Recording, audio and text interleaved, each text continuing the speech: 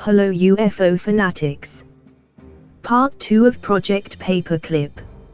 In May 1945, the U.S. Navy received in custody Herbert A. Wagner, the inventor of the HS-293 missile. For 2 years, he first worked at the Special Devices Center, at Castle Gould and at Hempstead House, Long Island, New York. In 1947, he moved to the Naval Air Station Point Mugu. In August 1945, Colonel Holger Toftoy, head of the rocket branch of the Research and Development Division of the U.S. Army's Ordnance Corps, offered initial one-year contracts to the rocket scientists. 127 of them accepted. In September 1945, the first group of 7 rocket scientists, aerospace engineers, arrived at Fort Strong, located on Long Island in Boston Harbor. Wernher von Braun, Eric W. Newbert, Theodore Poppel, William August Schulz, Eberhard Rees, Wilhelm Jungert, and Walter Schweidesky. Beginning in late 1945, 3 rocket scientist groups arrived in the United States for duty at Fort Bliss, Texas, and at White Sands Proving Grounds, New Mexico, as War Department special employees. In 1946, the United States Bureau of Mines employed 7 German synthetic fuel scientists at a Fischer-Tropsch chemical plant in Louisiana, Missouri. On the 1st of June 1949, the Chief of Ordnance of the United States Army designated Redstone Arsenal in Huntsville, Alabama, as the Ordnance Rocket Center, its facility for rocket research and development. On the 1st of April 1950, the Fort Bliss Missile Development Operation, including von Braun and his team of over 130 paperclip members, was transferred to Redstone Arsenal. In early 1950, legal U.S. residency for some of the Project Paperclip specialists was effected through the U.S. Consulate in Ciudad Juarez, Chihuahua, Mexico. Thus, German scientists legally entered the United States from Latin America. Between 1945 and 1952, the United States Air Force sponsored the largest number of paperclip scientists, importing 260 men, of whom 36 returned to Germany and 1, Walter Schreiber, remigrated to Argentina. 86 aeronautical engineers were transferred to Wright Field, Ohio, where the United States had Luftwaffe aircraft and equipment captured under Operation Lusty, Luftwaffe secret technology. The United States Army Signal Corps employed 24 specialists, including the physicists Georg Gubau, Gunter Gutwin, Georg Haas, Horst Kedesty, and Kurt Lehoveck, the physical chemists Rudolf Brill, Ernst Bos, and Eberhard Both, the geophysicist Helmut Weichmann, the optician Gerhard Schwesinger, and the engineers Eduard Gerber, Richard Gienther, and Hans Ziegler. In 1959, 94 Operation Paperclip men went to the United States, including Friedrich Winterberg and Friedrich Wigand. Overall, through its operations to 1990, Operation Paperclip imported 1,600 men as part of the intellectual reparations owed to the US and the UK, valued at $10 billion in patents and industrial processes. The NASA Distinguished Service Medal is the highest award which may be bestowed by the National Aeronautics and Space Administration, NASA. After more than 2 decades of service and leadership in NASA, 4 Operation Paperclip members were awarded the NASA Distinguished Service Medal in 1969, Kurt Debus, Eberhard Rees, Arthur Rudolph, and Wernher von Braun.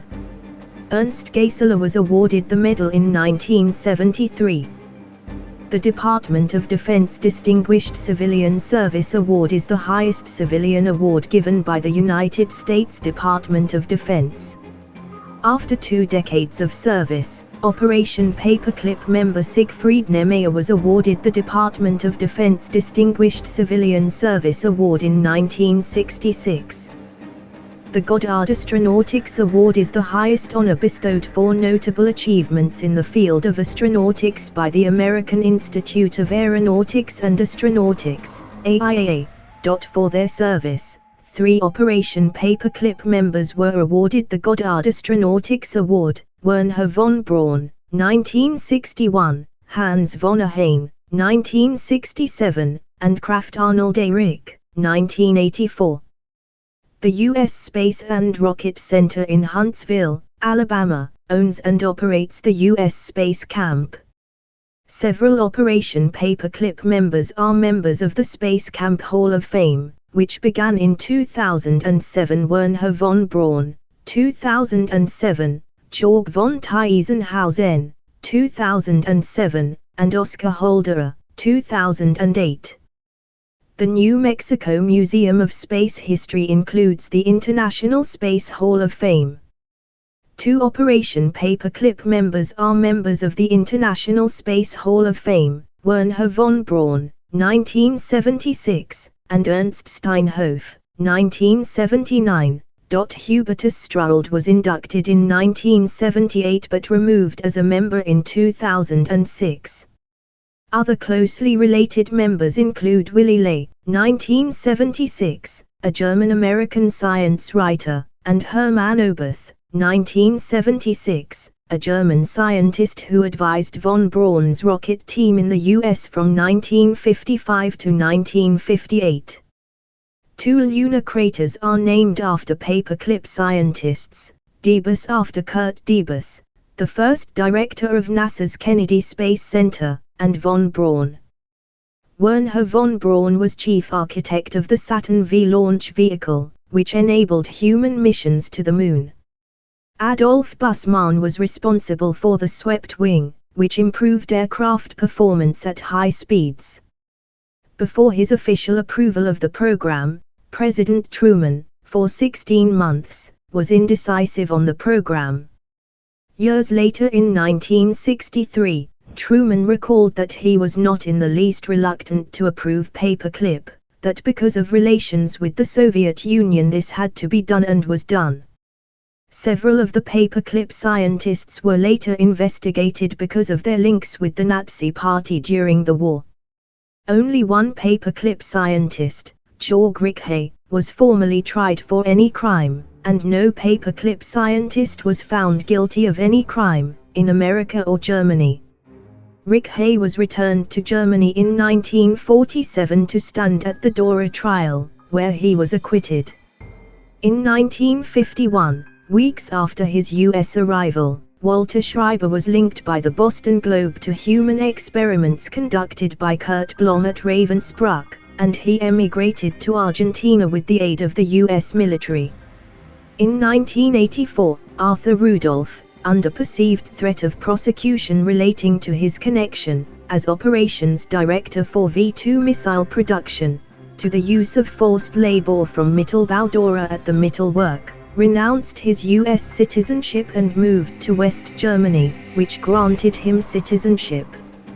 For 50 years, from 1963 to 2013, the Struld Award, named after Hubertus Strud, the father of space medicine, for his central role in developing innovations like the spacesuit and space life support systems, was the most prestigious award from the Space Medicine Association, a member organization of the Aerospace Medical Association.